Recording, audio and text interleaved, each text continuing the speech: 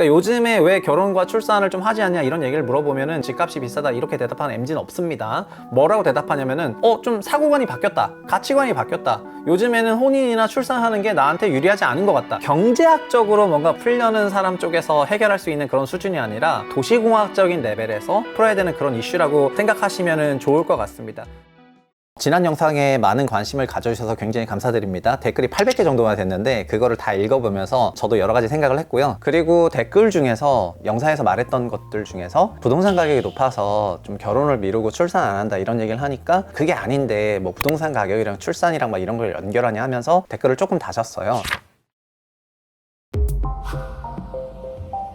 설명을 굉장히 단순히 한 것 같은데 사실 부동산 가격이라는 거는 결과거든요. 혼인이나 출산율이 낮은 것도 좀 결과예요. 그러다 보니까 결과끼리 서로 봐야 되는 거지 어떤 한쪽의 결과가 다른 쪽의 원인이 될 수 없다는 거죠. 이런 여러 가지 결과들의 매우 공통적인 원인들이 있는데 그거를 얘기해야 되는데 뭐 부동산 가격이 비싸다 이런 결과로 혼인이나 출산을 잘 안 한다 이런 또 결과적인 부분을 얘기하다 보니까 설득력이 떨어진 거고요. 그럼 그 공통적인 부동산적 요인이라는 게 뭐냐면은 그거는 우리나라 한국 전체가 다른 그 어떤 나라에서도 보여지지 않는 수도권이라는 하나의 도심과 그 도시 기능으로 어마어마하게 집중되어 있다는 이런 도심 집중화 현상, 이게 가장 근본적인 원인이 되는 겁니다. 이거는 좀 더 가지치면은 지방이 소멸될 정도로 수도권이 집중되고 있는 이런 것들에서부터 자연스럽게 파생이 돼서 결혼 출산 문제만이 아니라 지방 소멸과도 연결되는 그런 이슈이기 때문에 오늘은 이 주제를 묶어서 얘기하려고 합니다.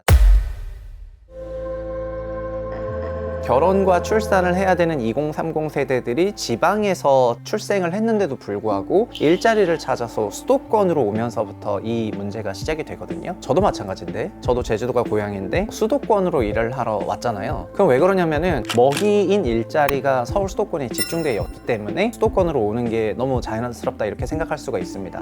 근데 반대로 그 일자리를 공급하는 회사 입장에서 생각을 해보면은 회사는 그 지방에 일자리를 만들 수가 있는데 굳이 수도권에 만든 거잖아요. 그러면은 지방에 일자리를 왜 만들지 않느냐 이런 생각을 할 수가 있고, 과거에는 지방에도 일자리를 많이 만들었었지만 요즘은 수도권에 많이 만들고 있거든요. 회사 입장에서 이런 거예요. 지방에 인재가 있다면은 지방에 일자리를 만들지 내가 굳이 서울에 만들겠냐 이런 식의 항변도 가능하거든요. 지방에 왜 일자리가 만들어지지 않냐, 이걸 일자리 공급자인 기업 입장에서 생각했을 때는 지방의 인재가 과거보다 적어진 거예요. 지방에서 출산이 적어진 게 아니라 지방에서 대학을 졸업하는 인재들이 종전보다 적어졌다는 거가 되고요.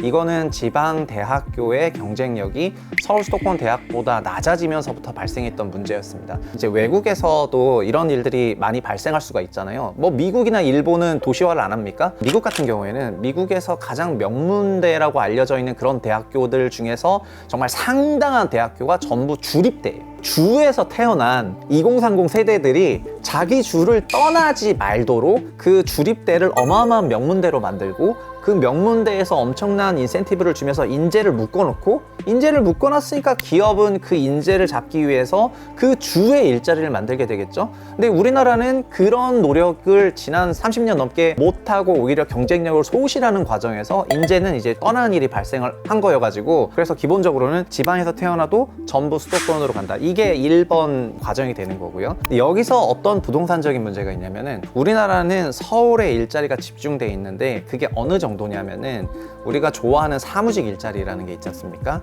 이 사무직 일자리를 하기 위해서는 업무시설이 있어야 되는데, 전국의 업무시설 면적은 총 면적이 1억 2천만 제곱미터 정도 되는데요, 서울에만 5,300만 제곱미터 정도가 있어요. 서울이라는 이 좁은데 전체 사무직 일자리 45%가 몰려있다 생각하면 되는 거고요. 이렇게 일자리가 밀집돼 있으면서 동시에 집도 많으면 상관이 없는데, 반대로 서울은 1인당 주거 면적이 30제곱미터로 전국 거의 꼴등이고 집은 경기도에 많아요. 그러다 보니까는 경기도에서 서울로 통근통학을 해야 되는 일이 발생을 하고, 이 통근통학에 걸리는 시간이 편도로 58분인데 이게 OECD 2배예요. 바로 여기서 우리나라가 다른 나라랑 도시화라던가 이 도시 집중에 대해서 조금 다르게 전개되는 부분인데요, 우리나라 부동산 구조가 서울 집중형이잖아요. 수도권에 60% 넘는 인구가 몰려 사는 나라는 전 세계 없단 말입니다. 그 얘기는 서울 중심 지역의 주택 가격은 다른 어떤 것보다 더 뾰족해질 수가 있다는 건데, 이거는 도시는 왜 불평등한가라는 책에 되게 좋은 대목이 나오는데요. 이런 도시는 주거비가 너무 높아져요. 그래서 그 주거비를 담당할 수 있는 사람들은 정말 창조 계층이라고 해서 초고소득을 올리는 사람만 담당할 수 있게 되고요. 나머지 서비스 관련 직군이라든가 일반 사무 직군들이 이 주거비를 담당할 수가 없게 돼서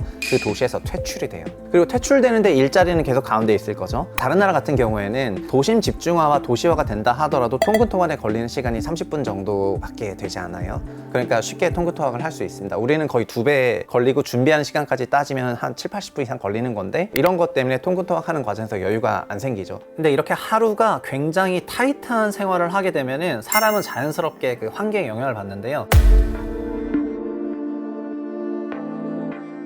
기본적으로 통근통학을 하면서 엄청나게 많은 시간을 썼고 내 시간을 많이 썼고 그리고 내가 이게 매우 소진적인 활동이라고 생각하게 되면은 그거에 맞게 우리의 생각과 사고방식이 달라지기 시작하는데 그러다 보니까 여기서 행동 방식이나 가치관의 변화가 자연스럽게 수반이 되는 거예요. 그러니까 요즘에 왜 결혼과 출산을 좀 하지 않냐 이런 얘기를 물어보면은 집값이 비싸다 이렇게 대답하는 MZ는 없습니다. 뭐라고 대답하냐면은 좀 사고관이 바뀌었다, 가치관이 바뀌었다, 요즘에는 혼인이나 출산하는 게 나한테 유리하지 않은 것 같다 이런 생각을 하는데 그 가치관이 왜 바뀌었냐 이렇게 물어보면은 어려서부터 그렇게 뭐 주입식 교육 받았다 이게 아니고요.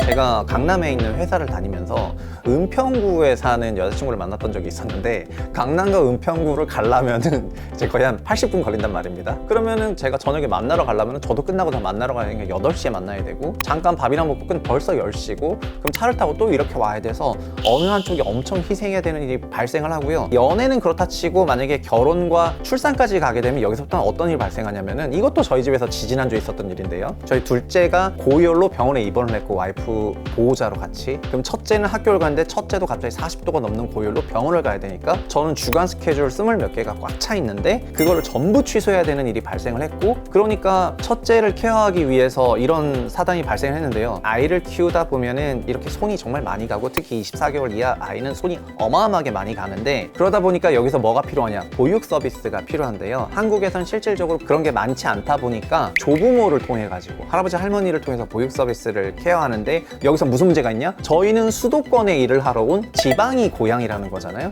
그래서 저희의 조부모들은 다 지방에 살고 계십니다. 그러니까 만약에 저희가 지방에 일자리가 있어서 지방에서 아이를 낳고 키우면서 이런 일이 발생했다면 조부모가 서로 가깝기 때문에 보육 서비스 부분에서도 어느 정도 자체 해결이 될 텐데 현재 이게 전혀 안 돼. 근데 우리나라 이제 여러 출산 관련 정책은 아이를 낳으면 돈 얼마 주겠다. 애가 아팠을 때는 우리한테 필요한 건 보육 서비스고 부모 양쪽 중에서 어느 한쪽에 희생이 없을 수도 있는 그런 환경을 바라는 건데 이게 그러니까 완전히 이제 틀어져 버리게 되는 거죠. 전 세계적으로 보면은 출산율이 합계 출산율 2.1명 이하로 내려가면 인구가 감소를 해요. 출산율 제고를 하기 위해서는 부모가 아이 때문에 희생하지 않는 그런 보육 환경이 만들어져야 되는데 이게 부동산 구조적으로 지방태생이면서 서울에서 서로 90분 거리를 통근통학을 하면서 어느 한쪽이 희생해야 되는 이런 부동산 구조적으로는 안 되고요.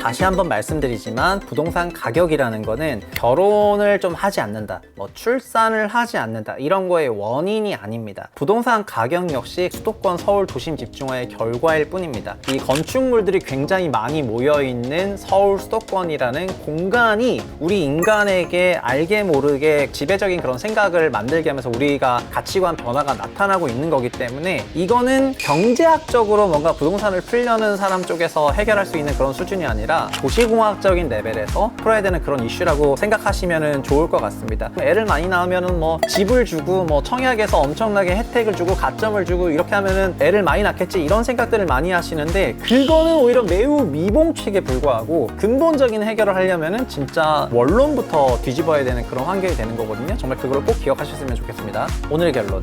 경제성장기 초반에는 서울 중심의 성장이 한국에 굉장히 필요했지만 지금은 지방이 소멸될 정도로 인구가 태어나지 않을 정도로 서울 수도권 집중이 된 이런 상태에서는 패러다임을 바꿀 때가 됐다.